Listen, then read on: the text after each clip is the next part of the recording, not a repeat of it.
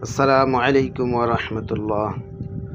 قال رسول الله صلى الله عليه وسلم: من قال سبحان الله وبحمده في يوم 100 مرة حطت خطاياه وإن كانت مثل زبد البحر মুত্তাফিক আলাইহি।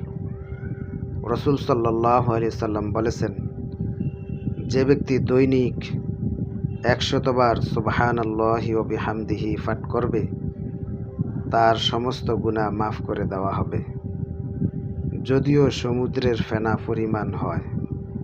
বুখারী এবং মুসলিমের হাদিস।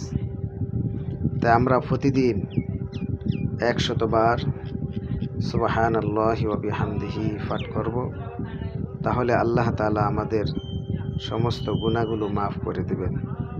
আল্লাহ তাআলা আমাদেরকে এই হাদিসের উপর আমল করার তৌফিক দান করুন।